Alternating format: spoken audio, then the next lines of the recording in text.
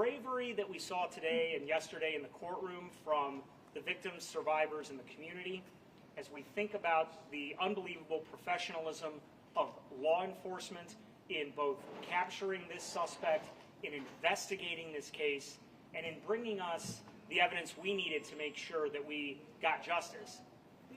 That bravery, that professionalism, and that courage stands in stark contrast not only to the cowardly and heinous acts of this offender, but also the fact that for all of his months and weeks of planning, he has never shown one bit of remorse. He did not show any remorse through the court proceedings. He did not show remorse when he was being interviewed by law enforcement. I didn't comment as much on that today during the sentencing because I think it was important that we stay focused on the evidence and on what the victims and survivors were going through. But the defendant was not in the courtroom today. He, in fact, absenced himself many times from these proceedings. And it is clear that he was unable to confront what he had done. And when we think about the unbelievable unifying aspect that this had for a lot of people, maybe not for everyone, but when we think about people coming together and running towards the danger and maybe confronting their worst fears, thinking about a child being hurt, thinking about their own children dying. 7 people lost their lives, but this community kept going. And there has always been strength in this community and from this group of victims and survivors, no matter how that strength is shown. And that stands in such contrast to what the offender did. Aside from emphasizing the importance of the victims and survivors today, I want to take another extra moment to thank law enforcement. As I've already said, they ran towards the danger. We heard from Commander Jerry Cameron of the Highland Park Police Department about rifle teams. Again, not something I commented as much on while the case was pending. The offender had not been caught at that point. They were literally in the shadow of the roof where this had happened, and they wouldn't have known that at the time. They were out there to protect the people and the community of Highland Park. Not only did that happen, but we also had the amazing work of the law enforcement professionals from the FBI, from the Lake County Major Crimes Task Force. Brian Bodden and Maureen Mazzola are standing behind me, and they interviewed this offender. And this offender explained exactly what he did, how long he had planned it for, and that he was aware of what damage he would do. If this offender had an inch or a centimeter, he would have gone to trial. That's what I think. But because of the amazing work of law enforcement, because of that interrogation, and because of the evidence that was gathered, whether it was DNA, whether it was trajectory evidence, whether it was video evidence, whether it was witness evidence, law enforcement made sure that he didn't have one chance of winning a trial. And I think that that effort has to be mentioned at this point. As I said, our office will continue to support the victims and survivors. I'll answer some questions after the mayor speaks. Thank you. Thank you. Good afternoon. I'm Nancy Rodering, the mayor of the city of Highland Park, as the state's attorney noted. I also have a statement, and then we'll be happy to answer your questions. Today, a chapter has closed on our community's journey, but no verdict or sentence can erase the pain or the lasting impact of this horrific act. As we listen to the powerful voices of those whose lives were forever changed, those who had unbelievably awful and profound losses, loved ones taken too soon, the sense of safety that was shattered, and the futures that were forever altered. Thank you so much to Lake County State's Attorney Eric Reinhardt and his incredible team for their partnership and their tireless pursuit of justice. Our heartfelt appreciation also goes to the first responders, our amazing law enforcement officers, the community emergency response team, and the medical professionals who've shown extraordinary dedication and served with compassion and professionalism throughout this entire process. While the legal proceedings have concluded, our work continues. We will always, always stand with the survivors, the families, and all in our community who carry the weight of this tragedy. Our support remains steadfast, and we will never forget. This sentencing does not mark the end of our efforts. It strengthens our resolve to push for meaningful change. It is yet another opportunity for a call to action as we continue to plead with our nation's leaders to take decisive action to prevent future tragedies. No community should ever have to endure this kind of devastation. We stand united in remembrance and in our shared commitment to building a safer future. We are Highland Park. I'd also like to take a moment also to thank the trial team.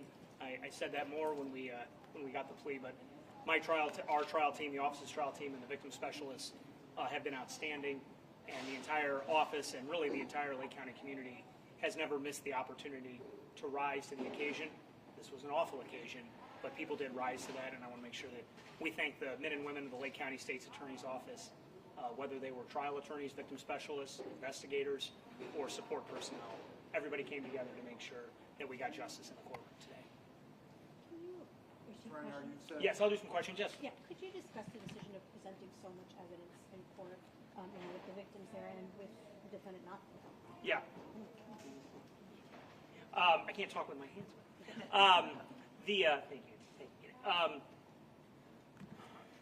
All right. So first of all, the victim impact statements, I'm not going to call them evidence. That's what we heard after the close of evidence.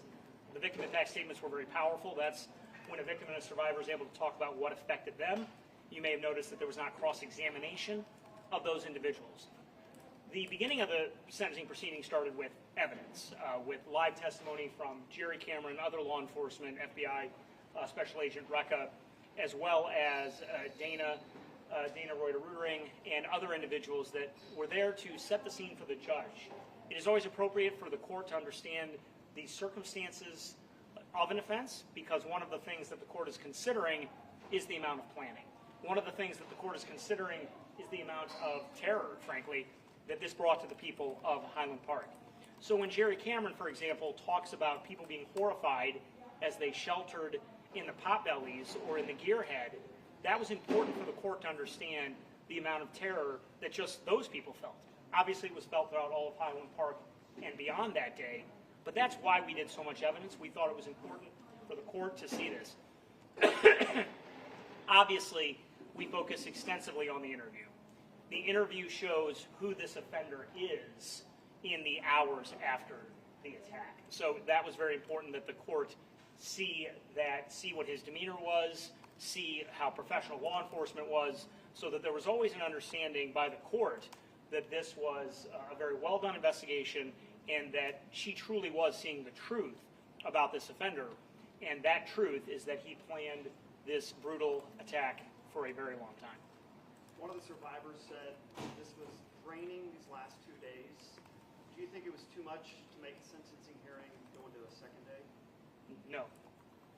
Not too much for the survivors to relook? No. I mean, everybody has different experiences with it. I feel for that person that it went that long, but we had many victim impact statements which were important. We had evidence which was important. And this happened, this happened a while ago, and it's an incredibly serious case. So I feel very badly that somebody was impacted by going into 2 days, but we obviously had to lay out the evidence in the victim impact statements. Were there things that you wanted to include that you want to share with us? No. And the decision that he wasn't there, the fact that he wasn't there, how did that change? Well, I've commented on that he didn't want to confront what he had done and how that stands in contrast to the bravery that we've seen throughout the community. I don't really have any other comment on that. Obviously, his defense attorneys were in close contact with him, and you would not want a situation where they weren't checking on that, and they obviously were. And the court did a good job of constantly talking with the defense attorneys about their contact with their client. So can you clarify what happened today then with the pause? In the middle of, for anyone who doesn't know, in the middle of this day, our final day of sentencing, there was a 20-30 minute pause. The offender had a concern about something that was happening in the jail. It was not related to the sentencing hearing. That's all I'm saying. Was there ever any interest from the office or the victims during while setting all this up about pursuing a federal case and maybe a death penalty? So all of those cases I would refer to the U.S. Attorney's Office. The U.S. Attorney's Office was involved from the beginning. I remember I was at the command center with then U.S. Attorney John Lausch. So from the beginning, the U.S. Attorney's Office has been involved in this case. I would refer all questions to them about whether there's a federal case. At all on the unpredictability of this defendant? You know, the times where he agreed to plea deal and backed out and wouldn't show. How did that make your job more difficult? Because doing a prosecution like this is an enormous task. Well, it's not about our job. It's about how the victims and survivors felt, how the community felt. if I haven't said it this afternoon, the City of Highland Park has provided an unbelievable amount of services to the victims and survivors. I feel for the victims and survivors in that moving in and out of different proceedings. I feel for them as we ramped up to trial, and then he pled guilty, and then he pled guilty. That was not, as I said at that time, that was not part of a negotiation. He walked into the courtroom and said, "I'm guilty of everything." As you know, we entered judgment on 69 counts, and so that was everything that he was facing that day. It's not about our jobs. We were ready to go. We were ready to go that day. We've been ready to go at different points. There was another point where he had demanded a speedy trial. We were ready to go at that point too. It's really about the victims and survivors having to go through whatever their emotions are. They think there's finality. There's not finality. There's going to be a very a traumatic trial. There would have been a lot of traumatic evidence, and then there wasn't. And so it's really about them. It's not really. This team's amazing. We're ready to go. So. Could you describe what We're gonna- he's going to go to? I think John. We're going to go to the mayor. Okay. Go to the mayor. Yeah. Well, Patrick, I kind of wanted to follow up on your question about the 2 days, and then I'll come to you. Thank you.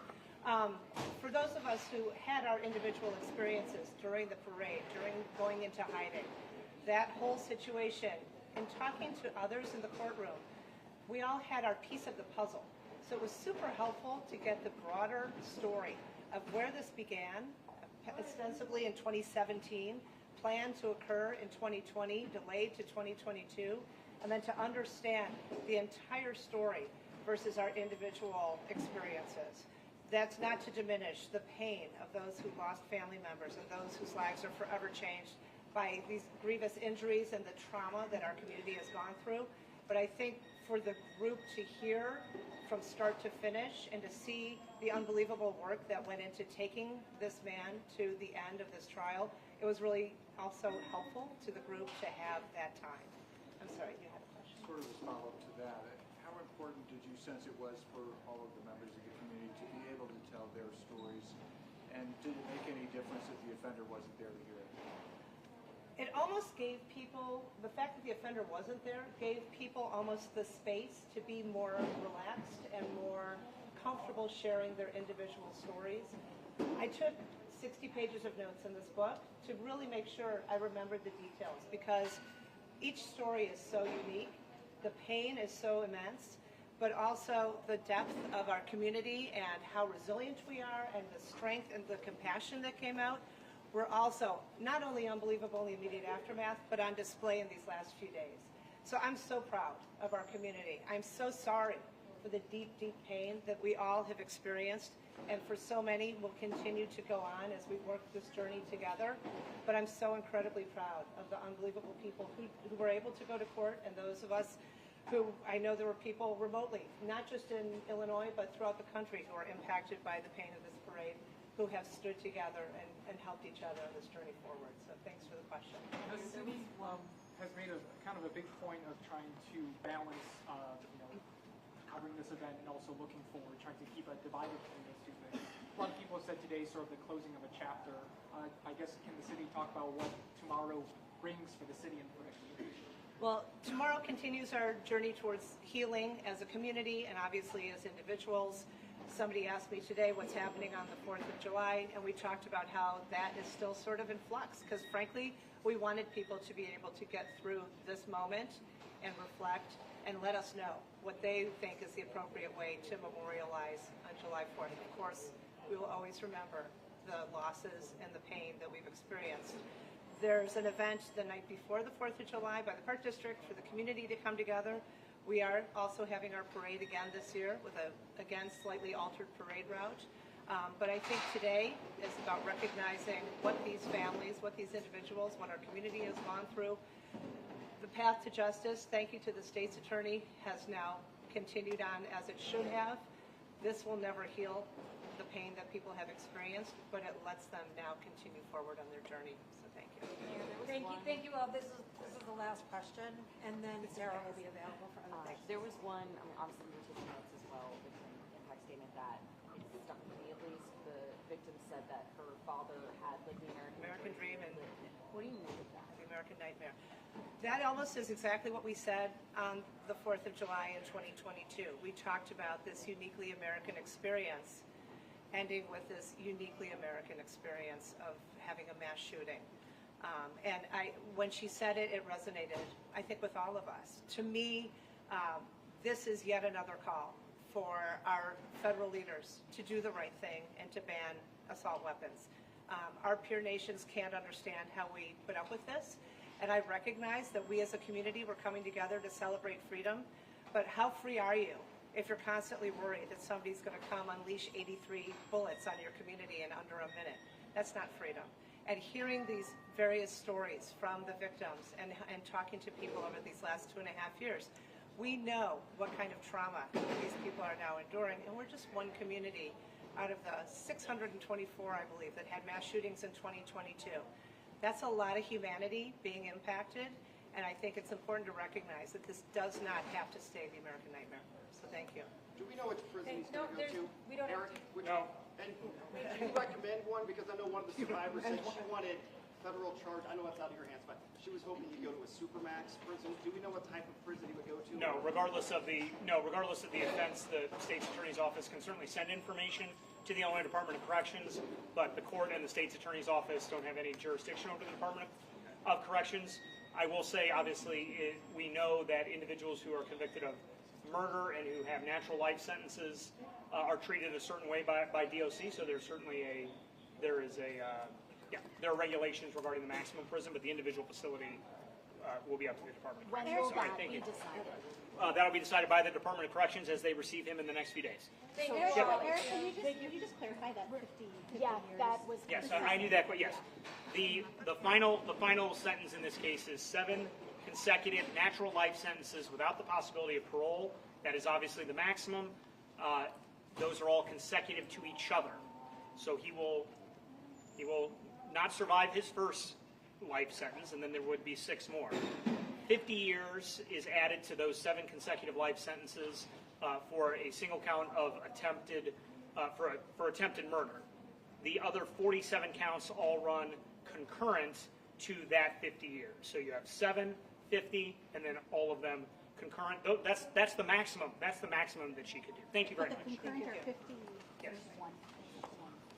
Sarah Avalos from the state's attorney's office is going to stay down here. If you have other questions or need to get in touch with the state's attorney. For the mayor, you can call City Hall in Highland Park. Thank you all so Let me know much. if anyone needs my contact information. Thank you so much. Email me or text me. Perfect. Thank you.